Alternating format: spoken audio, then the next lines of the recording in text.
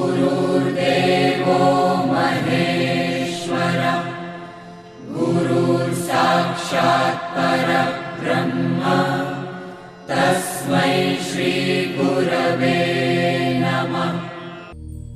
हे अक्रोध, तपाईभित्रको क्षमतालाई नमन, मेरो नमन स्वीकार गर्नुहोस्। स्वागत र अभिनन्दन आज पनि कार्यक्रम जागरणमा। यो विनोद शर्माको।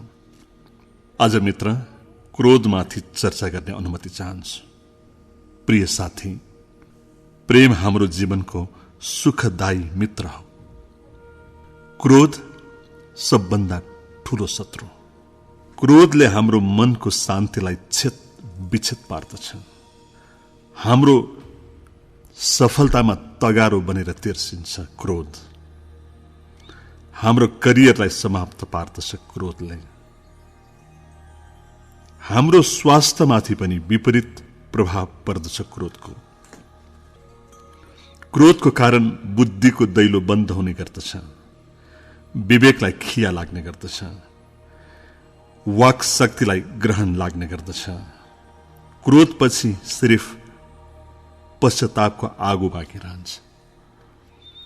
क्रोधबाट रगतमा विष पैदा हुन्छ। त्यसकारण क्रोधको अवस्थामा आमाले आफ्नो बच्चालाई स्तनपान गराउनु हुँदैन। क्रोधको यो विषाक्तता देखेर अनुरोध गर्न मन लाग्दछ, शान्त रहौं, अनुदिग्न रहौं, यसको अभ्यास गरौं। यो कार्यक्रम जागरण उम्लिरहेको दूधमा अलिकति पानीको छिट्टा हो।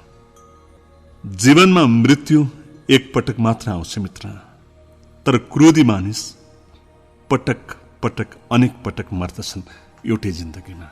क्रोधले परिवारलाई तोड्दछ, पिता र पुत्रको बीचमा झगडा पार्दछ, सासू बुहारीको बीच विवेक समाप्त हुन्छ, ग्राहक र व्यापारी बीच दूरी बढ्दछ।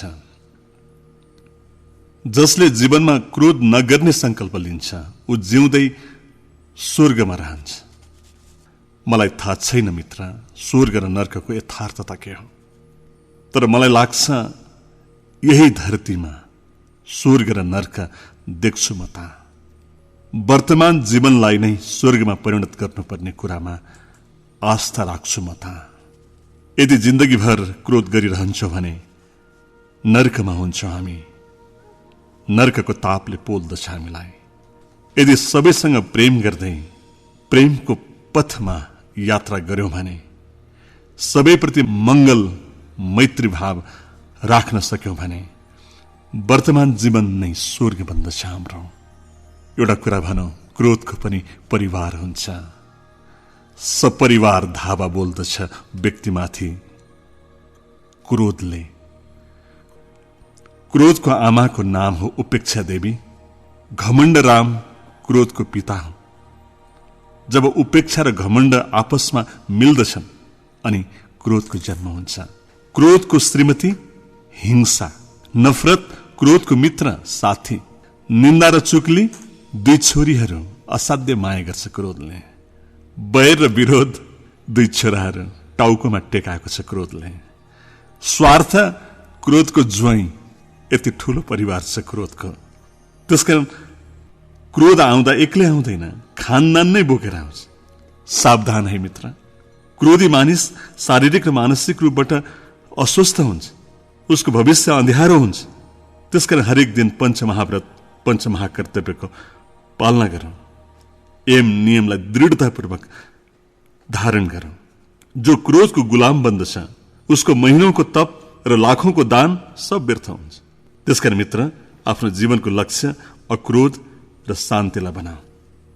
शान्त जीवन सुखको आधार हो, परिवारको स्वर्ग हो, समाजको ताकत हो र संसारको सुकुन हो। अरूलाई शान्ति दिनुहोस्, तपाईलाई पनि शान्ति मिल्नेछ। बुद्ध भन्छन् नि, मैत्री भावको अभ्यास गर्नु। अरू त सुखी हुन्छन् नै, आफू परम सुखी बनिन्छ। व्यवहारमा धोका दिनेहरूप्रति पनि वैर भाव नराखौं, मैत्री भाव राख्न सक्यौं भने यो भन्दा ठूलो पुरुषार्थ अरु कुनै कुरा छैन जिन्दगीमा। आफ्नो घरको भित्तामा आँखा पर्ने ठाउँमा लेखेर जुन्याउ कि हे जीव शान्त बन, अनुदिग्न बन। दिनमा 4-5 पटक त्यो बोर्डमा आँखा परोस् र त्यसलाई हृदयंगम गरेर अनुपालना गरौं। मानसिक समस्याबाट मुक्त बन्न सक्छौं। क्रोध, वैरभाव मानसिक समस्याको जड हो मित्र। तपाईको जीवनको र मेरो जीवनको लक्ष्य सम्पत्ति र तागत, शान्ति बनोस्, प्रेम बनोस्। प्रयुक्त गरी हेरौं एकपटक।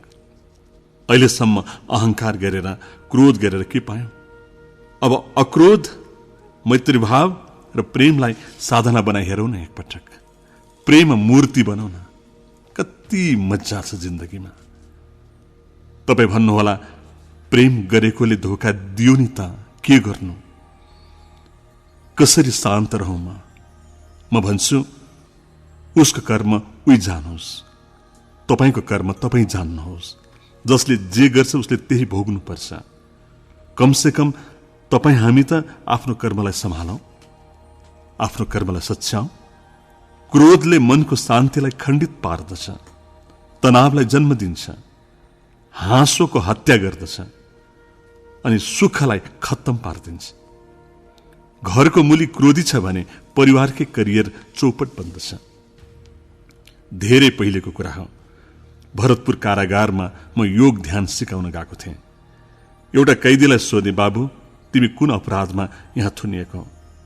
ऊ रुन थाल्यो। मैले थुमथुमाएँ र सान्त्वना दिँदै भने, केही त भन बाबु। उसले भन्यो, मेरो क्रोधको कारण म थुनिएको। मतलब रक्सी पिउने बानी थियो। घरमा सधैँ कलह हुन्थ्यो श्रीमतीसँग। एक दिन सम्झौता भयो घरमा नपिउने भनेर। तर पत्नी केही दिनको लागि माइती गइन्। त्यही मौका पारेर घरमै साथीहरूलाई बोलाएर पार्टी गरे। त्यही बेला अचानक पत्नी आइपुगिन्। क्रोधमा कलह सुरु भयो। मैले रिसको झोकमा आँखा देखिन। पेपर वेट नजिकै थियो, त्यसैले पत्नीको टाउकोमा बजाए। उनको तत्काल निधन भयो र म मेरो क्रोधको कारण जेलमा छु। प्रिय मित्र, क्रोधको कुनै फाइदा छैन। सबलाई थाहा छ यो कुरा। तर पनि जताततै क्रोधकै बिगबिगी छ, क्रोधकै कोलाहल छ। किन होला? अलिकति चित्त नबुझ्ने कुरा कसैले भनिदियो भने आगो हुन्छौं हामी। तर जो शान्त छ ऊ सन्त हो। भेष लगाउँदैमा कोही सन्त हुन्छ? म एउटा आश्रममा कहिलेकाहीँ जाने गर्दछु। त्यहाँका सञ्चालक एउटा साधु छन्, नम्रताका विरोधी। विनम्र बन्न उनले कहिल्यै जानेनन्।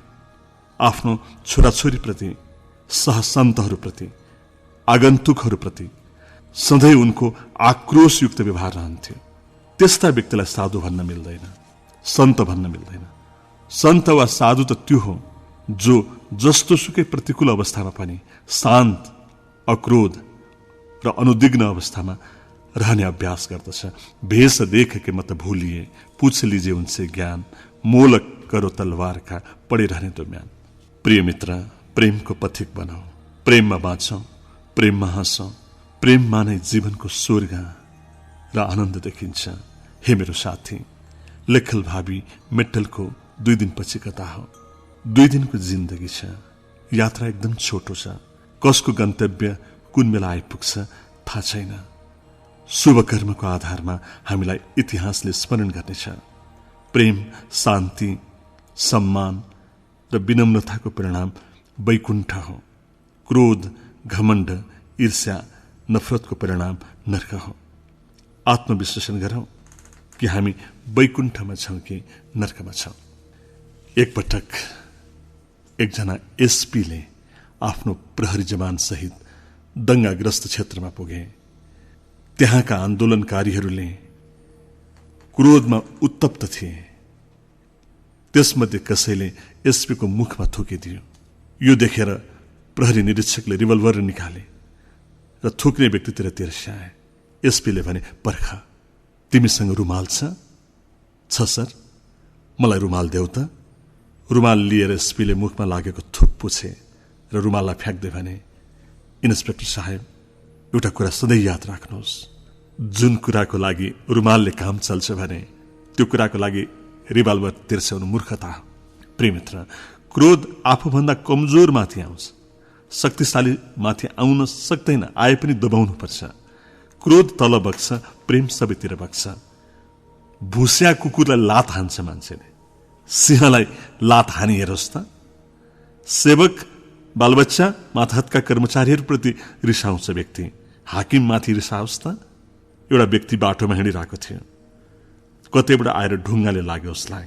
त्यो ढुङ्गा उठाएर क्रोधले ढुङ्गा आएको घरतिर लाग्यो, बडबडाउँदै ढोका ढ्वाङ्ग खोल्यो।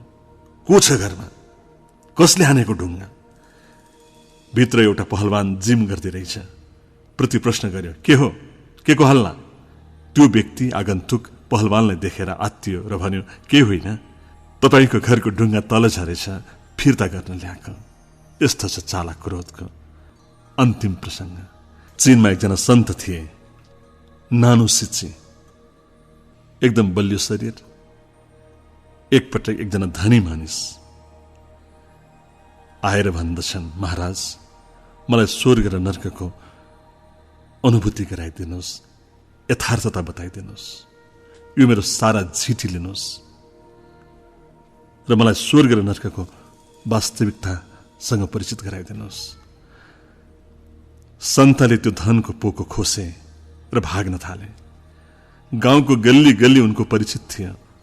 धनी मानिस आत्तियो, क्रोधले आकुल व्याकुल बन्यो र पछि पछि दौड्यो सन्तको, नानु सिचीको। करिब 1-2 घण्टाको दौडपछि नानु सिची टक्क अडिए र धनको पोको फिर्ता दिँदै भने, भयो स्वर्ग र नर्कको अनुभूति? कसरी? कसरी भने, जब मैले धन खोसे नि तिम्रो, तिमी क्रोधले आकुल व्याकुल भयो, आत्तियो, नर्कको अनुभूति त्यहाँ थियो। अनि जब मैले टक्क अडिएर धनको पोको तिमीलाई फिर्ता दिए नि, कस्तो अनुभूति भयो? स्वर्गको, आनन्दको। त्यसकारण क्रोध नर्क हो, अक्रोध स्वर्ग हो, वैकुण्ठ हो। आजलाई यति नै। प्रेमित्र, आउनुहोस् हामी पनि क्रोधको यो यथार्थतालाई बुझेर क्रोधको दास होइन, मालिक बन्ने संकल्प गरौँ। यही पलबाट, जागरण सुनिरहेको यो पलबाट। आजको लागि भने तपाईँका आफ्नो कार्यक्रम जागरणबाट यो विनोद शर्मालाई बिदा दिनुहोस्। बिदा पाऊ। प्रणाम।